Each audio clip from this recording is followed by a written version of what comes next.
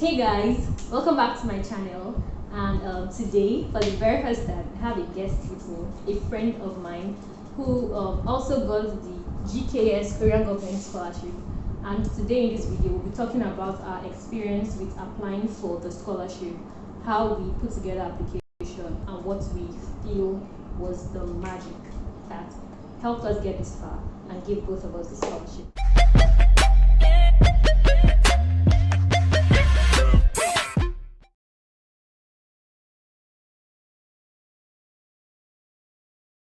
So, do you want to introduce yourself, say your name? Okay, so my name is Annie.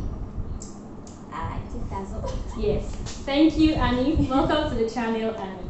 Okay, so I think the most interesting thing is that both of us have applied for the scholarship twice. Like, this is our second time applying. So the first time it was not it, but the second time here it is. Yes.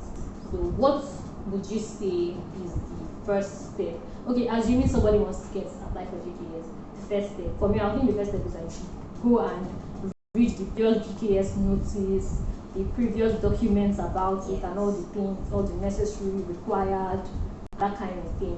But after that, how would you say your process was for putting together your application? Because I applied last year, so I already had my personal statement and statement of purpose set. So I just went back, I just read it. I think I read it like 5 times. I edited some parts. Then I also sent it to my course advisor. Then he just made some comments and slight changes. That was it. And then you sent it. Yes.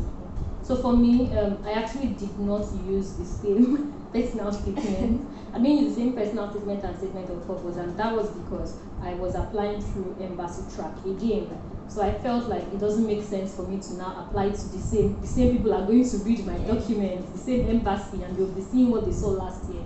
So I felt I had to do it differently. But I still took from my previous personal statement. So what I did, I think my own was that since I had applied to other places, I kind of took all those personal statements and started picking things from here and there, And I also shared it with my friend. I sent it to him, and he edited. Kind of like what I did was like I wrote a lot of stuff, and then we just said continue that until it met that, because it has to be 1 page, till it met that 1 page stuff. But for my personal statement was also something I did different, because what I did was that I think I followed a 5-paragraph rule, and I decided that everything that I felt was like my strong point, I was going to talk about it again in the personal statement. So the first paragraph I was talking about why I wanted to study the course I was studying. Second paragraph I was talking about school experiences. Third paragraph I was talking about professional work experience. Fourth paragraph I was talking about my experience with Korea, what I like about Korea. And the last one was now why they should just pick me. So I think I followed that step, but I think mine was just a little bit different. I did not really focus on why they should pick me. I just gave my strong point, and then I just told them that based on my academic background and my volunteering experience, and then my passion for that course, I know that the standard of I hope for the scholarship and for the school is definitely, that will make me a good choice. That was all I just. That's also really good. And okay, so what I did was that it's not like I was saying they should pick me. At the end, I said that I wanted to do one project like that. I just said I wanted to do a project like that that was going to be beneficial to Nigeria and South Korea. So I talked a bit about the project. I said that that's also the topic I wanted to do for my master's. So that's what I said at the end. Another unique thing I did in my personal statement was that at the beginning, in the first paragraph, after I said one sentence like that, the next thing I said was that, and I said one Korean word, and like I wrote it in Hangul, and then I put it in bracket, and I was like, this Korean word is something that means this because of this. I just wanted to make it seem like I know Korea, and like I don't know how to put it. It just gave a different vibe. So my suggestion is that for personal statements, you have to do it like you're doing a storytelling. You're trying to get people to be interested in you as a person. Because a lot of people write personal statements, and the people, these embassies are reading a lot of applications. So if you're going to use the university track, it's true, she used the university track. These universities are going to get a lot of applications, so you need to kind of get them interested. Okay, so I think for personal statements, I would just say just look for your unique points, something that will set you apart, and just focus on that, and then link every other thing to that point. That's point. That's good. Look for something that will set you apart and link everything to it. Then for statements of purpose. For statement of purpose, this year's statement of purpose was different because they told us to write our language plan and then our goal of study and then our future plan. Yes. So I don't think my goal of study changed much from what I wrote last year because I still wanted to reach the same thing and do the same thing. But my future plan changed, and my language, that language one wasn't there before. For the language, when I talked about how I've been learning Korean, I said I was learning Korean with Korean movies, I was learning with apps. Then I also said that because there was one online platform I joined that would kind of like pair you with the Korean to language exchange stuff, something like that. I mentioned that. So I mentioned that stuff. I think I wanted to just see that I already knew the language to an extent. So I was learning the language and I didn't just wake up and decide to go to that kind of thing. So because even if I didn't have topic, but I had done some online tests that had to do with Korean language. So I mentioned those things, and that was what I really talked about in my language of study. My own statement of purpose, I think the goal of study remained the same. There was no change. But then, was it also university track you applied first last year? No. Was embassy? Yes. So I just changed it. I just included the name of the university. But based on the way I wrote it, it did not change. So I just included the name of the university. And then, now that I'm thinking about it, I think something has changed because I went to the school's website. I checked their department exactly. Then I saw that they host different field trainings, some symposiums for discussion and everything. So I just broke down my study plan, what I would do for my first semester, third semester, and then fourth semester. Oh, so what we're going to do next semester? True. In goal of study, I actually did like that, but I don't think I did my own semester by semester. I think I did my own year by year. So I said that in the first year, these were the things I was going to do. Another thing I did was that it was embassy track and I chose 3 universities, but I really wanted to go to my first choice. And I had checked their website, I knew the programs, I knew the lecturers that went to the department, but I knew that if I could mention their names and things like that, like how would it feel to the other 2 options? So I had to be very smart about it. So instead I just talked about what I wanted to do in my first year, the kind of networking I wanted to do, and projects I wanted to do that would be useful, and research I wanted to do that would be useful for my second year when I will now start my final thesis properly. So that was what I talked about in my goal of study. And I think I also wrote like in bullet points that by the end of the program I hope to achieve the following blah blah blah. And I wrote all the things that I wanted to achieve like in bullet points. So that was my goal of study.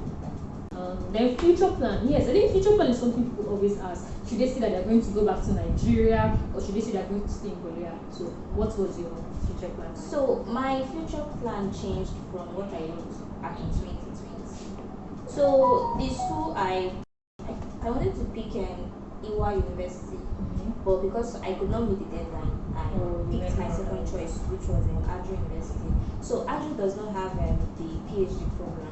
So for Iwa, I wanted to immediately after master just go for PhD. But since Adjo does not have that program, so I just added that I'll just stay back and work.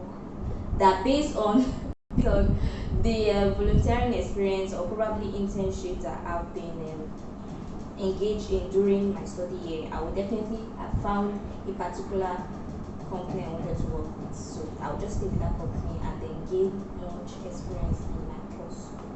Okay, that's good. So it means she said that she was not going back to Nigeria. Yes. So for me, my own was a bit tricky because like I was really confused whether to say I'm staying back or I'm going. Not because I wanted to even deceive them or change anything. It was also because I was confused personally and I didn't know if I wanted to do my PhD or stay back. I knew I didn't want to come back immediately, but I wasn't sure if I wanted to stay back for PhD or just stay back to work.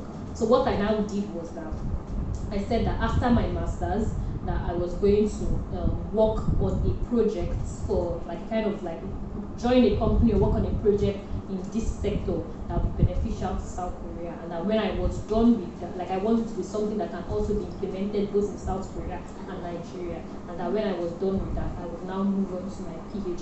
So I didn't say if I wanted to do my PhD in Korea or I'm out or leave, but that's just what I said.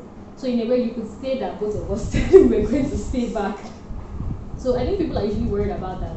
That if they say they will stay back, they give it to them. When they say they will go, they give it to them. I think it really doesn't matter. I've heard of people who say things like they're going to go back to Nigeria and work in NAFDAC. They're going to go back to Nigeria and change this and change that. So I think it's just to be honest with whatever you want to do and really think about what you want to do and then how to put it in the best way. Fair enough. Yeah. So that's about the personal statement and the statement of purpose. Another important thing to talk about in applying for GKS scholarship is the extras, things like certificates, awards, what are those things? Certificates and awards basically. Then probably an abstract of your project. Yes, if you're applying, if you've done your BSc, an abstract of your project. True. Do you know that last year when I applied, I actually didn't put an abstract of my project. I didn't put my project at all. Thinking back on it, there were so many mistakes I feel like I made last year that it's starting to make sense to me now. So last year I didn't put my project, I didn't even put any academic whatever. I think the only things that I put last year was some certificate, like okay, I was part of the honorary reporters, so I put that, and then I put what again? I put my NYSC certificate. Like I really put random stuff there, but this year I was more intentional, and then this year I had coincidentally done one other course related to my program on Coursera, so I put that. I put some other things for South Korea. I think that with those additional documents, me, I felt what made my difference was that I made my additional documents fall into kind of like 3 categories. I wanted documents that showed that I was someone that was academically motivated, and I was, maybe getting academic awards or academic certificates relating to my program. So I had documents like that. Then I had the ones that kind of like my volunteering. I had like 3 documents of 3 certificates of volunteering. Maybe I was someone that was kind of does community stuff or is part of, contributes basically. So there was that. Then I now had documents that were certificates that related to South Korea. So it would be like I also know this country, or I'm also doing stuff regarding this country. So how were your certificates? So my extras, it was the same thing I submitted. So Well, I think I know why I was not picked. Do anything sense? But anyway, it was the same documents. I submitted my BA degree certificate, my transcript, then my volunteering certificate. I had 2 of that, both for SDGs, and then another one, a letter of appreciation that was given to me by an NGO I volunteered with since 2020. Then I submitted an abstract of my project. That was all. I think I went overboard now. I'm thinking about it. I had the abstract of my project. I had like 3 other academic articles that I had written while I was in school. I had those ones. Then I had volunteering stuff and academic stuff. Then I wrote some articles that related to South Korea for honorary reporter, and then I added those articles. So I think all in all, for this year, I'm very sure that my application was a lot bulkier and diverse than it was last year. So that's why I say in a way, I know why I may not have been picked last year. Because at the embassy round, it's like you're competing with people who are also, I think they really look at how many documents, like what makes you a strong candidate, and it's a lot more than just your transcript. It's a lot more than having a high CGPA. So like they look at it like all round, and then evaluate who's the better candidate, and that kind of notarizing your documents and apostilling, authenticating, whatever the English is, but there's that part. So, okay, I think the terms you need to be familiar with, since you're in Nigeria now, if you're watching this video and you're in Nigeria, I think you're also people from other countries. The terms you need to be familiar with are things like notarization, apostille, and authentication. So when you're applying... legalization. Oh, there's legalization. The grammar. So when you're applying via the embassy track, NIIED accepts notarized documents or legalized one, or any of the aforementioned, or your now documents. That's if you're going to submit it and your school can issue you another one, then you can submit the original. So NIIED accepts all of them. But when you're applying via some universities have the specifics. They would say they want just legalized, or they want authorized, or they have specifics. So you have to be sure to know if you're going to apply through university track what your university wants. Then now here in Nigeria, if you're applying via embassy track, or if your university accepts anyone, you can easily notarize your documents by going to a court or going to a notary public.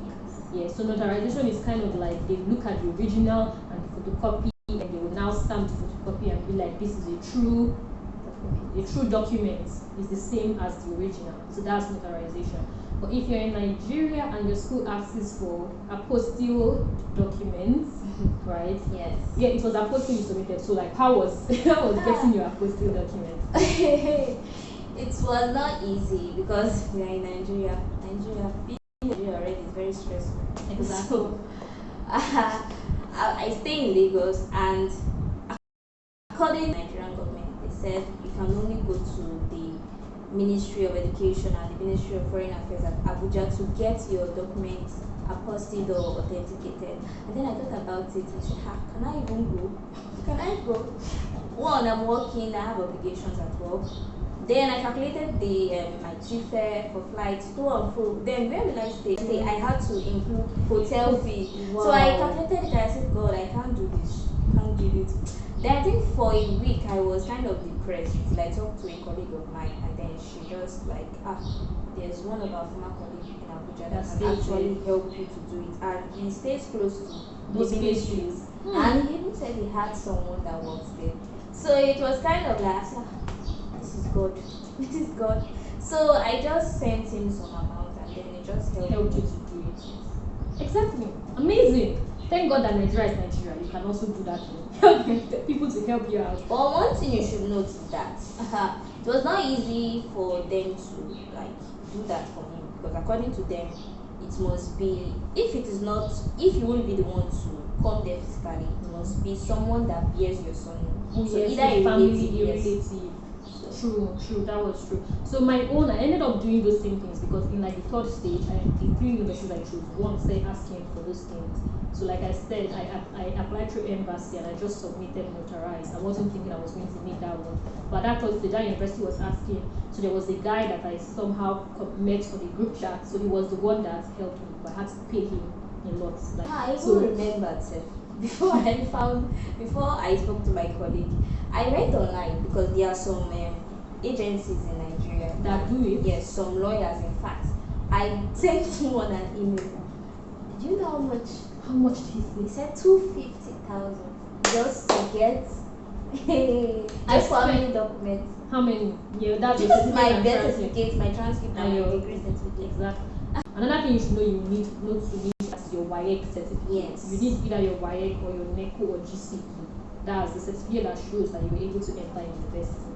So when you get that, but if you're in Abuja, you can easily do the process yourself. If you have the time, you go to the required meeting and then you sign it. Then you get the affidavit from the court, and there you have it. Then you can choose to legalize it by going to the Korean embassy to present those documents, and to be legalized at the embassy, or consular confirmation, or you can just have it like that, and that is an authenticated document in the way it is. So yeah, this is like the application process that we have covered. I think the final thing would be the interview. I had an embassy interview and you had a university interview. So how was the university interview? My interview was very funny. Funny. My interview was just 7 minutes 47 seconds. I think I can never forget it. It was short. Very short. And the only question the professor asked me, he just went straight, just like, to tell me about your volunteering experience. That was all I did. I just spoke, and then he said, wow, thank you for this short lecture. And then he said that was all. Amazing. So I think my own was more. My own wasn't long. I think it was like 10 minutes, but it was short. I think it was short because I went for the embassy interview, and all of us had to be there at the same time, but they were calling us one after the other. So people were going. I was looking at the time. People were spending about 15 minutes thereabouts, but mine just felt like 10 minutes. So when I entered for the interview, they asked me. There were 4 interviewers. There were 2 Koreans and 2 Nigerians. So when I got in, they said, "Oh, introduce yourself and tell us why you want to, apply for GKS." That was like the first question. Then after that, the next thing they asked me was the project I said I wanted to do. So he was like, "This project seems very interesting. Has it ever been done? I really want to know more about it. Can you tell me how do you plan to do this project?" That kind of thing. So they asked me that, and after asking me that, then the Nigerian people now asked me about my BSc, how did I do my BSc project, what were the results, how was the results useful, like they asked me questions, how was the result useful. Then the other Korean person now asked me, can I speak Korean, I should say something in Korean, how old, he asked me how old I was in Korean. I think my interview was diverse, I kind of covered everything. Yes, they covered everything, but it was also brief. Maybe I was talking fast. It was also brief, and like that was the end. So I think like that, because I know I prepared for like so many things, but when I got to the interview, just tell me about your volunteering experience. So, to be on the safe side, it would be good to prepare for a very diverse interview. Like in my case now, I had actually anticipated most of those questions. So what I did was that I imagined the possible questions they could ask me, and then I actually wrote answers to those questions and then memorized those answers, because like I didn't want to be stammering or to be trying to remember. So like, it was very, very helpful to me, because on the interview, when they asked a question, even if it wasn't exactly what I had before, if it remotely seemed like it, I could just draw from the answers I had already memorized. So I think it helped me be more articulate. So I wasn't stammering or looking for what to say, so I was a lot more articulate. And on the other side, last year there was actually no interview for the embassy. Wow. Yes, there was no interview because of COVID. Yes. They invited us, like it was so disappointing. They invited us to Abuja, I flew to Abuja, and then on the day they said no interview. Go back to where you came from. And they were going to use documents alone. So I didn't get it that much. We have successfully covered from the start to finish of the GKS application, especially when you're in Nigeria. And I really hope this video will be useful to you. The first step, like I said before at the beginning, is to go and read about the scholarship, the required documents, what the application is like, and just have an idea. So you have an answer to all maybe the questions that will already be answered there. Then this video will now help you in your application. So Annie, is there any other additional thing you'd like to say? Okay, so I'll just say I'm a believer, so I tend to like add every spiritual thing into, like, I just tend to add spirituality into everything I do. So I'll just say yes, preparation is good and all, but still hold on to your faith, still pray, and then still use the power of imagination, because you never can tell what your imagination can do for you. So I make confessions daily, and then during the application process, every morning when I wake up, I just go in front of my mirror. Most times I just stand there for 30 minutes. What am I doing? I'm just imagining myself in Korea, all the things I want to do in Korea, going to class, going to explore this and everything. Even before I go to sleep, I do that same thing. So. That was amazing. I know that this year I prayed about it, but I think what I would be this instead is that last year, I felt like last year I was too hung on it. Like I was like, this is it. Like if it's not this, it's nothing else for me. But this year, I was more open to just see what God was going to do, because I was like, Lord, I'm applying again and I'm praying and I'm putting things together. If I do this much and I prepare very well and I'm well prepared and it's not working out, I would believe that maybe He wants me to look towards another direction. So I was more open-hearted about it. I'm not like, if this is not it, this is not it. Yes, that's what really helped me be calmer this year. And of course, always praying about it and telling God to let His will be done throughout the application process. So I guess the final thing to say is that both of us are all products of miracles. Yes, product of miracles. We didn't get it last year, but we got it this year. And very soon we're going to see ourselves in Korea. So by the time you're watching this video, we will both be in Korea by God's grace. Yes, that's when I'm going to upload this video. I'm going to upload this video later this year. So thank you guys for watching. Thank you for staying with us to the end. This will probably be a really long video, but I hope you enjoy it, and I will see you in my next video. I'm feeling high.